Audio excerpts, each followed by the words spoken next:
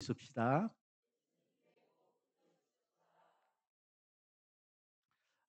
한우는 어느 목사님 댁에 평소에 알고 지내던 어느 장로님이 찾아왔습니다.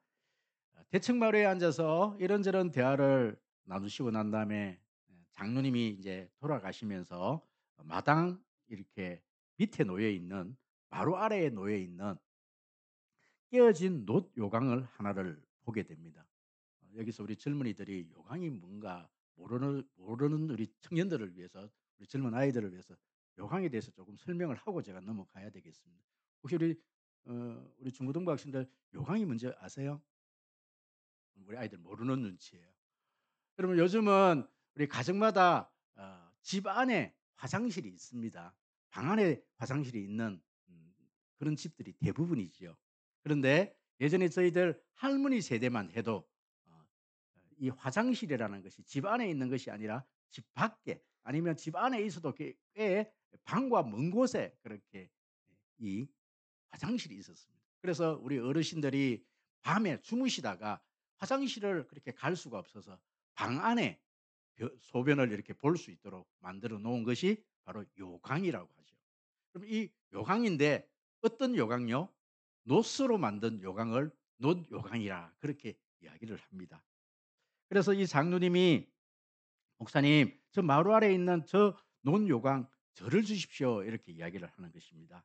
"아니, 깨진 요강을 어디다 쓰시려고요?" 그랬더니 그건 묻지 말고 달라는 거예요.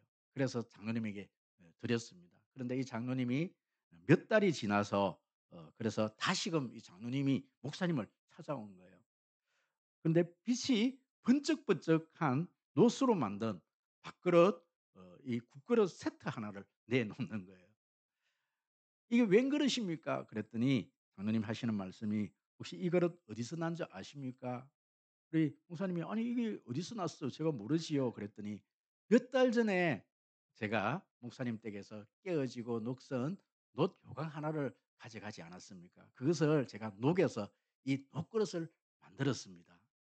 그럼 놋그릇이 굉장히 귀한 그릇입니다. 혹시 금우산에 가면 그 국밥집에서 내어주는 그 그릇이 여러분 놋그릇입니다. 예전에는 제사상에서나 올리고 또는 부잣집에서나 쓰는 그 그릇이 바로 이 놋그릇이지요. 여러분, 새로운 그릇, 바로 새롭게 태어나는 것, 이것을 일컬어서 고린도후서 5장 17절에서 이렇게 말씀을 하고 있습니다. 우리 다 같이 한번 읽어볼까요? 다 같이 시작. 그런저 누구든지 그리스도 안에 있으면 새로운 피조물이라, 이전 것은 지나갔으니 보라 새 것이 되었도다. 아멘, 아멘. 그럼 이전 것은 지나가서 가고 완전히 새롭게 되어지는 것, 이것을 일컬어서 우리는 새로운 피조물이다 이렇게 이야기를 한다라는 것입니다.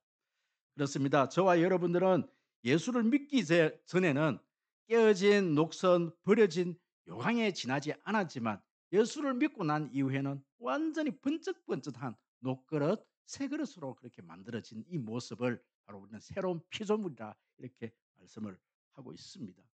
저는 어제 동사무소에 가서 사전 투표를 했습니다. 제가 6월 3일 날 세미나에 참석하는 관계로 제가 이렇게 투표를 할 수 없어서 어제 동사무소에 그래 가서 했는데, 여러분들도 꼭 귀중한 국민의 권리인 한 표를 잘 행사하시기를 바랍니다. 제가 동사무소를 가면서 생각되어진 게 뭐냐면, 저와 여러분들이 저 하늘나라의 동사무소에 가서 호적 등본이라는 것을 떼면, 저와 여러분들이 예수를 믿고 난 다음에 또 예수를 믿기 전, 예수를 믿고 난 이후에 호적 등본을 뗀다라면 분명하게 나타난 바뀌어져 있는 두 가지 사실이 있습니다. 그 첫 번째 사실이 뭔가 하니까, 저와 여러분들의 신분이 완전히 바뀌어져 있습니다. 저와 여러분들의 신분이, 예수 믿기 전의 신분은 마귀의 종이라는 신분을 가지고 있었습니다. 그런데 예수를 믿고 난 다음에 동사무소에 가서 호적 등본을 떼봤더니 우리의 신분이 뭘로 바뀌어 있다라는 거예요? 하나님의 자녀라는 신분으로 바뀌어 있는 거예요. 죄의 종, 하나님의 자녀, 이렇게 바뀌어져 있는 겁니다. 또 한 가지 큰 중요한 사실 한 가지가, 또 한 가지가 바뀌어져 있습니다. 호주가 바뀌어 있는 거예요. 호주는 우리 아버지를 호주라 그러지 않습니까?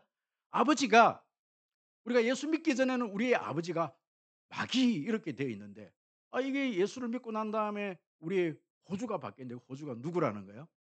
하나님. 우리 아버지가 하나님 이렇게 바뀌어져 있다는 거예요.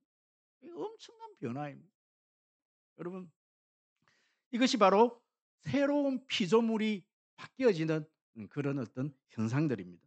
저는 오늘 포도나무와 가지 이 비유를 통해서 저와 여러분들이 어떻게 하나님의 자녀의 신분을 가지게 되었는지, 또 하나님의 자녀는 어떻게 살아가야 되는지, 하나님의 자녀가 살아가면 어떠한 열매들이 맺히는지에 대해서 몇 가지로 말씀을 나누려고 합니다. 오늘 이 말씀을 통해서 큰 은혜의 시간이 되어지는 시간 되어지기를 주님의 이름으로 축원드립니다.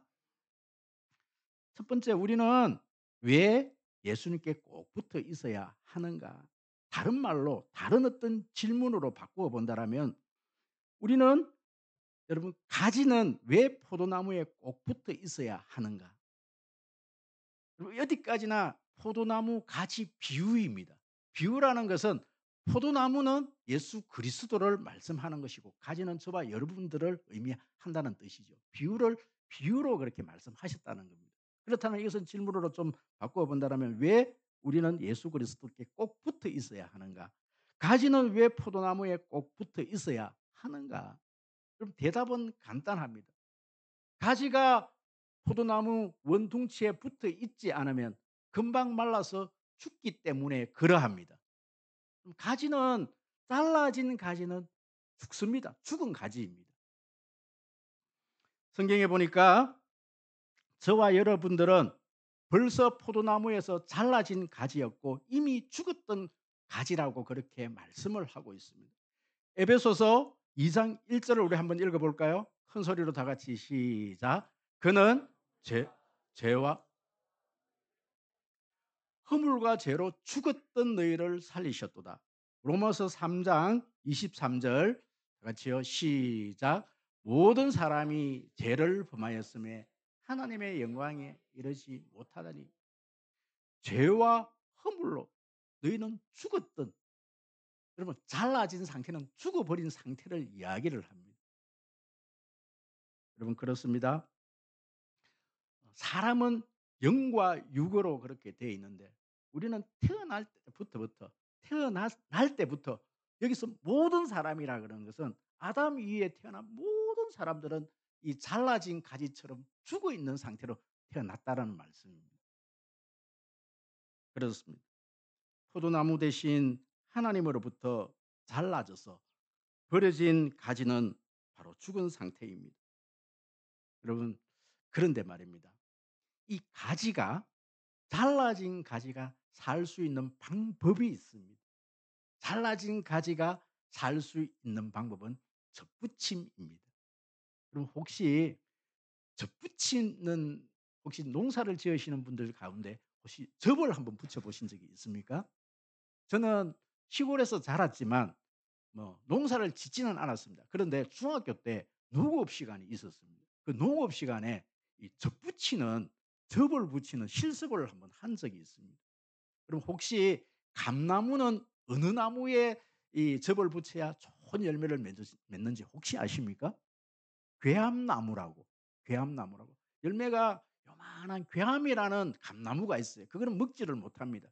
그런데 이 원둥치 이 가지를 잘라내고 거기에 칼로 이렇게 칼로 어떤 이렇게 어떤, 그걸 뭐라 그래야 되나? 흠 이렇게 조각을 내고 이렇게 잘라내고 홈집을 내고, 그리고 여러분들이 원하시는, 특히 감나무 반시라든지 아니면 단감나무의 어떤 그 가지를 거기다가 꽂고 난 다음에 비닐로 꽁꽁 이렇게 메워 줘야 합니다. 비가 들어가지 않도록 그렇게, 예, 이렇게 꽁꽁 메워 주는 것을 우리는 접붙인다 이렇게 얘기를 하는 거예요. 그렇게 접을 붙여 놓으면은 계암나무에 있던 열매가 맺히는 거예요. 요만한 계암 열매가 맺히는 것이 아니라 그 가지, 단감나무 또는 어떤 반시나무 그 가지에서 열매가 맺힌다라는 거예요. 이것을 우리는 접붙인다. 농업적인 용어로, 전문 용어로 접붙임 이렇게 얘기를 하는 거예요. 여러분, 저와 여러분들은 바로 가지로서 원둥지에서 잘려진 가지입니다. 죽은 가지입니다. 그런데 이 죽은 가지가 살 수 있는 방법이 있습니다. 그것은 바로 접붙임이죠. 그런데 이 접붙임을 기독교 용어로서 전문 용어가 뭐냐면 영접이라는 것입니다. 그럼 영접이라는 것은 요한복음 1장 12 절에서 이렇게 말씀하고 있습니다. 우리 다 같이 한번 읽어 보도록 하겠습니다. 시작. 영접하는 자 곧 그 이름을 믿는 자에게는 하나님의 자녀가 되는 권세를 주셨으니. 여러분, 이 영접이라는 이 단어는요, 접붙임하고 같은 단어입니다. 하나님으로부터 우리는 잘려진 가지예요. 그런데 하나님은 저와 여러분 이 가지를 살리시기 위해서 또 한 가지를 자르셨습니다. 그럼 그 가지가 예수 그리스도라는 가지입니다. 그 예수 그리스도를 십자가에 죽이시고 저와 여러분을 거기에 접을 붙인 거예요. 그러니까 여러분, 이제는 우리는 하나님께 접을 붙임 당해서 하나님의 자녀가 되는 거예요. 여러분, 이것을 양자됨이다 그렇게 이야기를 하는 거예요. 여러분, 그렇습니다. 오늘 이 자리에 예수 그리스도를 마음으로 믿어 예수 그리스도를 영접하신 여러분들은 하나님께 접붙임을 당해서 정말 하나님의 양자됨을 믿습니다. 여러분, 그렇습니다. 그래서 우리는 더 이상 우리의 신분이 마귀의 종이 아니고 하나님의 자녀가 된 것입니다. 뿐만 아니라 우리는 우리의 호주는 이제 더 이상 마귀가 아니라 하나님이 된 것이지요. 우리는 정말 놋 요강처럼 깨지고 변이나 받는 정말 그렇게 더럽혀져 있는 논 요강이 완전히 새로운 피조물이 된 것입니다. 여러분 보십시오. 3절 보니까 너희는 내가 일러준 말로 이미 깨끗하여 졌으니. 저와 여러분은 이미 깨끗하여진 줄 믿습니다. 하나님의 자녀된 줄 믿습니다. 이것이 접붙임에서 일어나는 첫 번째 우리가 누릴 수 있는 특권, 하나님의 자녀의 특권입니다. 그렇다면 우리는 어떻게 예수님께 오랫동안 붙어 있을 수 있는가? 이것은 두 가지 사실을 전제해야 합니다. 첫 번째 사실은요, 하나님과의 관계 형성이고, 두 번째 사실은 이 하나님의 이 관계를 계속해서 유지해 가는 것입니다. 오랫동안 지속해 나가는 것이죠. 여러분, 하나님의 관계 형성에 대해서 먼저 말씀을 드리면 이런 것입니다. 가지는 접붙임을 통해서, 영접을 통해서 나무 줄기에 연결되어집니다. 이것이 신학적 용어로 뭐냐면 칭이라는 거예요. 이 칭이라는 것은요, 한 번으로 족합니다. 두 번 칭이, 세 번 칭이, 이게 필요가 없다는 거예요. 저와 여러분들이 예수 그리스도를 영접하는 순간 저와 여러분들은요, 변함없이 저와 여러분 하나님의 자녀됨이 이루어진 것을 믿습니다. 이것이 칭이 두 번 다시 필요가 없어요. 여러분, 요즘 가정에서 반려견들을 입양을 합니다. 제가 오전 예배 때 이 강아지를 입양하는 말이 입양이라는 단어가 맞느냐고 물었더니 맞다 그래요. 여러분, 맞습니까? 강아지를 입양합니다. 입양. 아닙니까? 그런 단어 쓰면 안 됩니까? 아, 그래.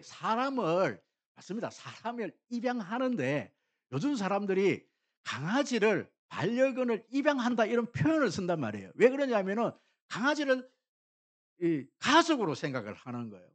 그러면서 내 딸이라 그러고요. 내 아들이라 그러고요. 막 그럽니다. 요즘 그래서 입양이라는 표현을 쓴단 말이에요. 쓰면 안 되는데 입양이라는 표현을 씁니다. 왜 그런 거 아니까 이 자기가 좀 이렇게 외롭고 쓸쓸하면 이 강아지를 또 이런 어떤 동물을 입양을 해서 가족이라고 그렇게 얘기를 하는 거예요. 그런데요, 조금만 이 지겨워지고 귀찮아지면 여름 휴가만 지나면은 그렇게 버려지는 강아지들이 많이 생겨나는 거예요. 그럼 그것을 뭐라 그럽니까? 인간들을 표현하면 파양이라 그렇게 하죠. 버리는 거죠. 버리는 거.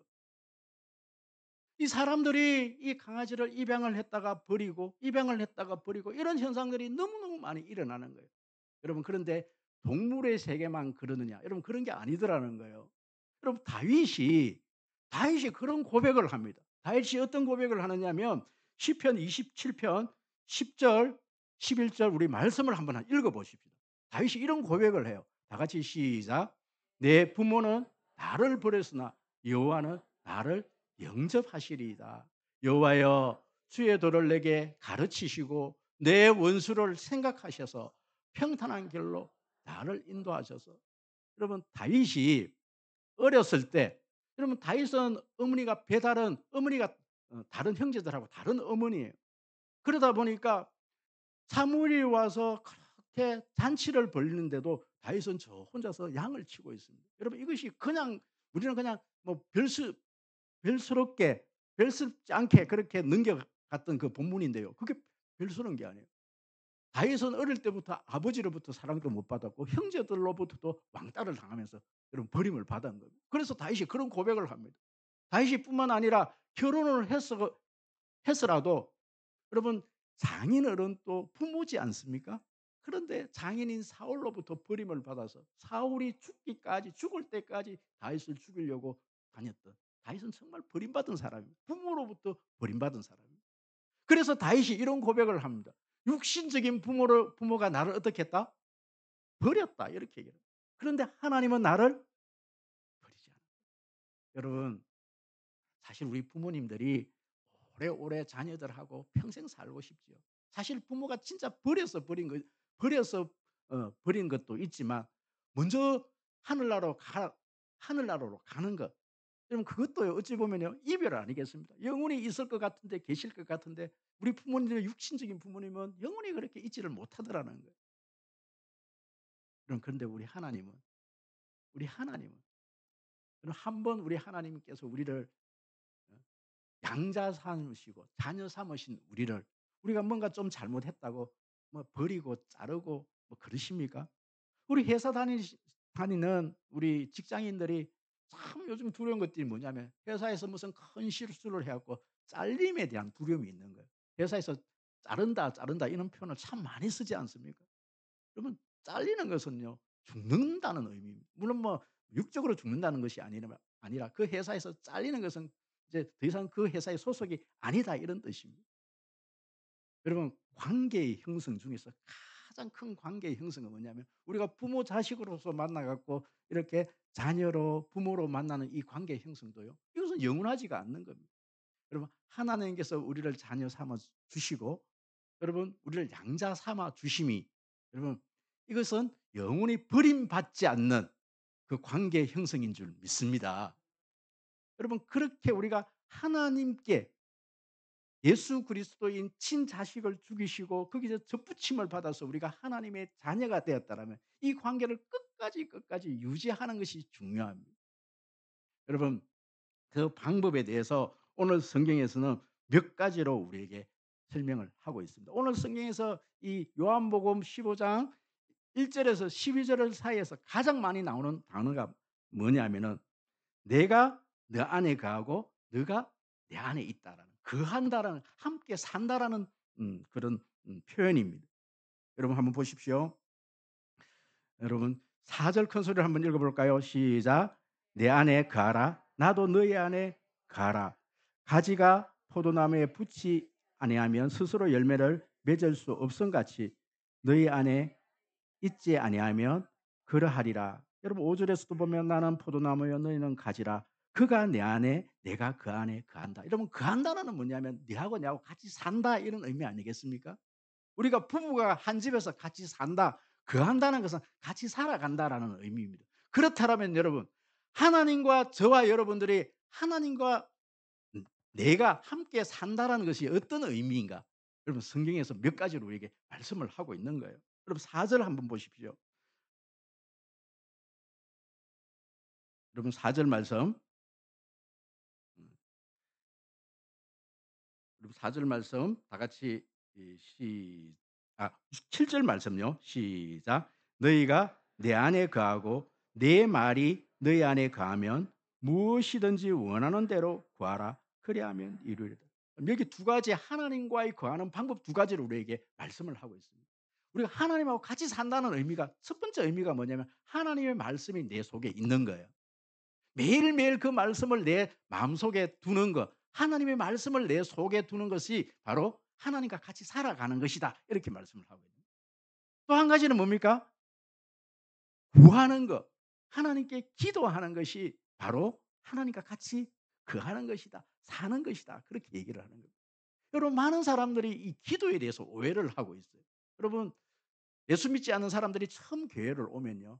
저 절에는 반야신경이 있는 것처럼 교회는 사도신경이 있는 것처럼 교회에서 하는 주기도문, 사도신경을 어떤 어 기도문으로 생각하고 영불로 생각하고 어떤 뭔가를 경을 외우는 것처럼 기도문을 그렇게 이해를 한다라는 거예요. 여러분 기도는 그런 것이 아닙니다. 기도는 하나님과의 대화입니다. 할렐루야. 이렇게 늘 하나님과 대화하는 거예요. 저는 초등학교 중학교 때까지 저는 교회에 와 갖고 늘 교회에 와서 두 손을 꼭 모으고 눈을 요렇게 감고 하는 그 기도만이 기도인 줄 알았습니다. 그런데 중학교 때 중학교를 다니면서 저희 누님이 이렇게 책꽂이에 오 할레스비의 기도라는 이 책을 한 권 꽂아 놨더라고요. 그것을 제가 읽고 제가 완전 이 기도에 대한 어떤 생각이 완전히 바뀌어 버렸습니다. 그 책에 보니까 기도에 대해서 "기도는 하나님과 대화입니다." 이렇게 얘기를 하면서 무시기도라는 것을 이야기를 하고 있는 거예요. 기도는 꼭 교회에서 두 손을 모으고 눈을 감고 하는 그 기도만 기도문이 아닙니다. 기도는 버스를 타고 가면서도 눈을 뜨고도 기도할 수 있습니다. 이런 얘기를 하는 거예요. 주부가 막 설거지를 하면서 기도를 할 수 있습니다. 우리가 직장에서 일을 하면서 하나님과 기도합니다. 이렇게 얘기를 하는 겁니다. 여러분 기도라는 것은요. 교회 와서 꼭 두 손을 모고 눈을 감고 하는 기도만 기도가 아니에요. 내 삶 속에서 매일매일 하나님과 살면서 하나님과 동행하면서 그분과 대화하는 것이 기도인 줄 믿습니다. 뿐만 아닙니다. 우리가요. 그럼 10절 한번 읽어 볼까요? 다 같이 10절 시작. 내가 아버지의 계명을 지켜 그의 사랑 안에 거하는 것 같이 너희도 내 계명을 지키면 내 사랑 안에 거하리라. 여러분 지킨다는 말씀이 뭐냐면 그 말씀 따라서 살아가는 걸 얘기합니다. 그 말씀에 순종해서 살아가는 것이 바로 거하는 것이다. 나와 함께 살아가는 것이다. 여러분 믿음이라는 것은요. 믿음이라는 것은 세 가지 요소에 의해서 이 믿음이 믿음이라고 정의 내려질 수 있다고 합니다. 지와 정과 의에 의해서 이 믿음이 실현되는 거예요. 여러분 우리가 알미 있어야 돼요. 하나님 말씀이 내가 이 말씀에 이 말씀이 내 속에 들어와야 돼요. 반드시 지식이 있어야 돼요. 하나님에 대한 지식이 있어야 돼요. 거기에 대해서 내가 정적으로 거기에 대해서 동의를 해야 됩니다. 아, 그 말씀에 내가 동의를 하고 내 의지적으로 그 말씀에 대해서 행함으로 나아가지 않으면 그 믿음은 죽습니다. 야고보서에서 행함이 없는 믿음은 죽은 믿음이다라고 얘기한 게 뭐냐면은 관념 속에서 그냥 믿습니다, 믿습니다. 이것은요 믿음이 아니라는 거예요. 내가 정말 하나님의 말씀이 있다면 그 속에서는 반드시 삶이 따라가는 정말 행함이 따라가는 그 믿음은 참 믿음이다. 그렇게 얘기를 하는 것이죠. 여러분 하나님과 동행한다는 것은 내가 그 말씀대로 순종하면서 나아가는 겁니다. 마지막 한 가지가 뭔가냐면 오늘 이 본문 속에서 구체적으로 말씀을 하고 있지 않지만은요. 에베소서에서는 우리 교회를 우리 몸에 비유해서 그렇게 설명을 하고 있어요. 예수 그리스도가 머리이고 우리는 모든 몸의 지체입니다. 여러분 우리는 하나님과 함께 산다는 것은 예수 그리스도를 머리로 하고 교회된 모든 지체로서 한 공동체 안에 같이 살아가는 것을 의미합니다. 그럼 우리 교회 공동체에서 우리 교회에서 함께 살아가는 것 이것은 예수 안에서 한 몸으로 살아가는 것인 줄 믿습니다. 그렇게 동행하는 것입니다. 여러분 교회라는 것이 그렇습니다. 이 교회라는 공동체가요 참 음, 정말 평생 다른 환경 속에서 살아가는 우리가 예수를 믿는다는 이유만으로 한 가족으로 살아간다는 것. 그러면 결코 쉬운 일이 아니죠.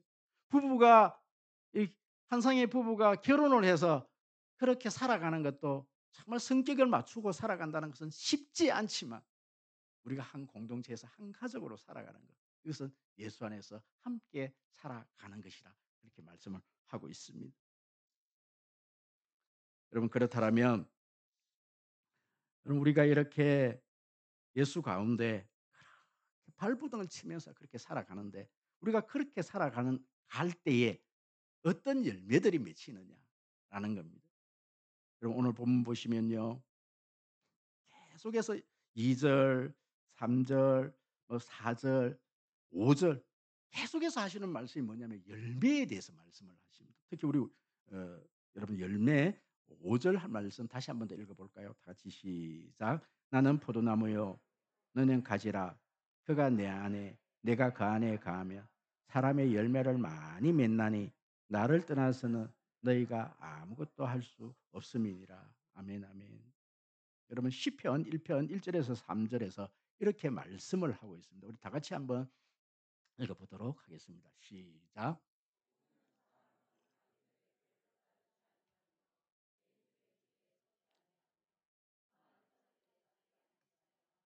오직 여호와의 율법을 즐거워하여 그의 율법을 주야로 묵상하는 자도 그는 시냇가에 심은 나무가 철을 따라 열매를 맺으며 그 잎사귀가 마르지 아니함 같으니 그가 하는 모든 일이 다 형통하리로다. 아멘, 아멘.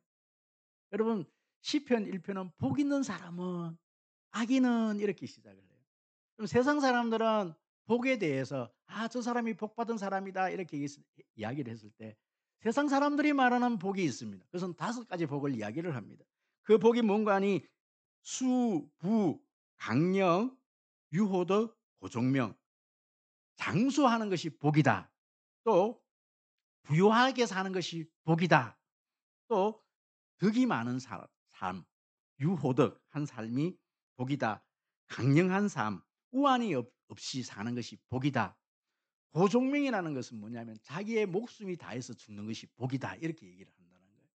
그런데 오늘요 시편에서 보니까 복 있는 사람은 하나님이 말하는 복 있는 사람들은 그것이 복이라고 얘기를 하지 않는 거예요. 어떤 사람이 복이냐면은 죄인들과 함께 살아가지 않는 것이 복이다 그러는 거예요.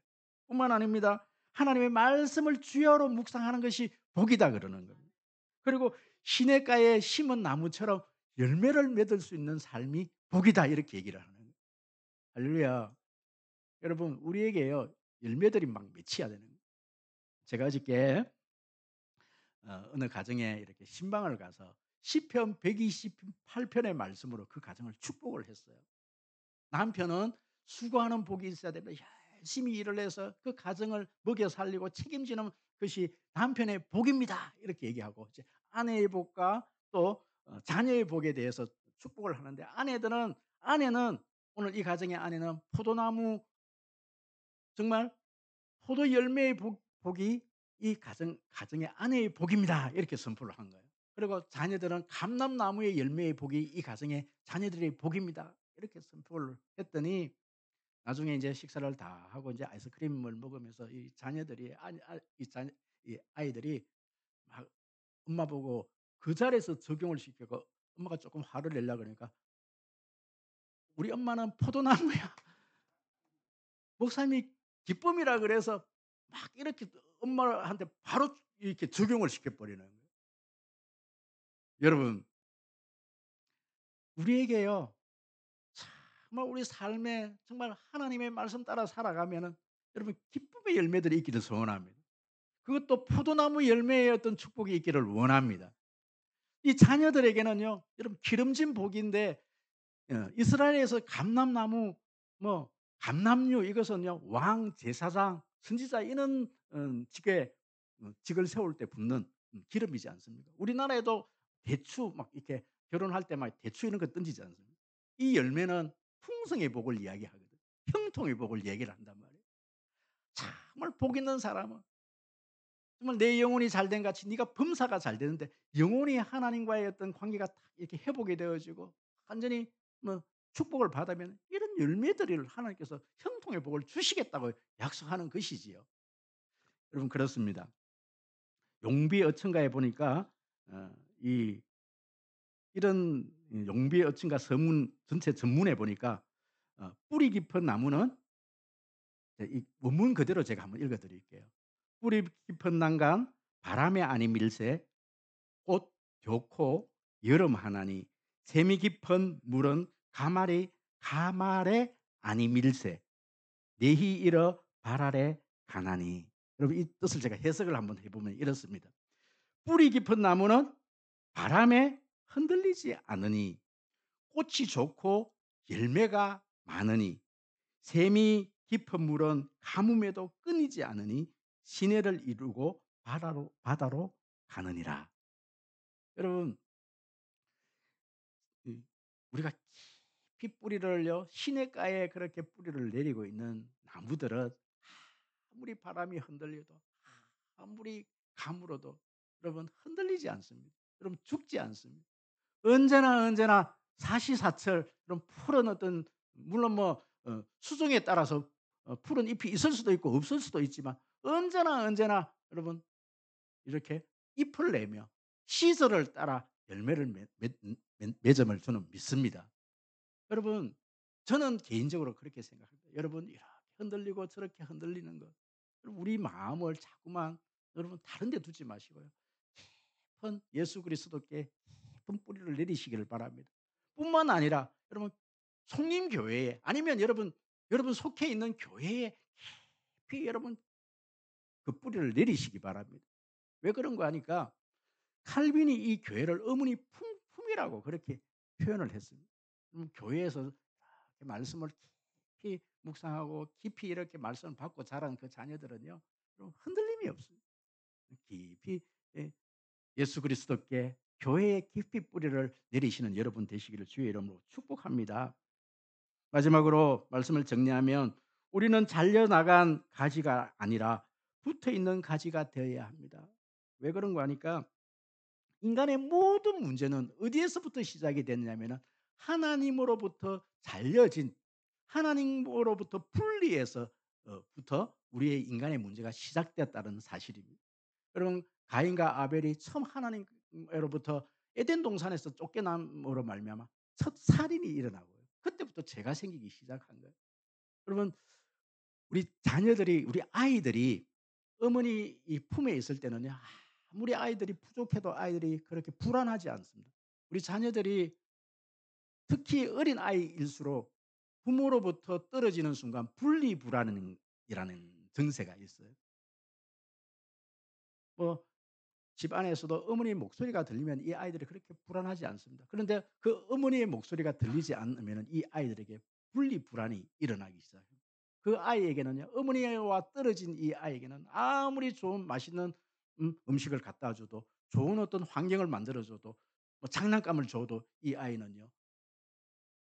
늘 갈급함이 있는 거예요. 그럼 우리 인간의 어떤 모든 문제는요. 하나님으로부터 분리됨, 여러분 잘려짐에 의해서 문제가 생깁니다. 여러분 문제는 모든 문제는 하나님께로 온전히 돌아가고 하나님께 그 뿌리를 다시금요 그 가지가 늘이 붙어 있으면요 그 문제들은 다 해결될 줄 믿습니다. 올해 신앙생활을 하신 분들 가운데서도 요한계시록 우리 오늘 이 말씀을 조금 묵상하고 말씀을 좀 정리하도록 하겠습니다. 요한계시록 2장 4절에서 5절 말씀을 한번 읽어보도록 하겠습니다. 다 같이 시작. 그러나 너를 책망할 것이 있나니 내 처음 사랑을 버렸느니라. 그러므로 어디서 떨어졌는지를 생각하고 회개하여 처음 행위를 가지라. 만일 그러하지 아니하고 회개하지 아니하면 내가 내 촛대를 그 자리에서 옮기리라. 아멘. 여러분 이것은 요한계시록에서 에베소 교회에 주신 하나님의 말씀입니다. 이 에베소 교회 이 성도들은요. 신앙생활을 오래 하면서 하나님으로부터 너무 많이 떨어져 있는 거예요. 너무 멀어져 있는 거예요. 그래서 그들은 계속해서 매너리즘에 빠져서 정말 삶이 그렇게 행복하지를 않는 거예요. 그래서 하신 말씀이 뭐냐면 너희는 첫사랑을 회복하라. 첫사랑을. 다시 그 관계를 회복하라. 이렇게 말씀하십니다. 여러분 혹시 우리 성도님들 가운데에서도 아직까지 어떤 마음의 불안함이나 여러 가지 어떤 힘듦이 있다라면요. 그 관계, 하나님과의 관계를 다시 회복하시는 여러분 되시기를 주의 이름으로 축복합니다.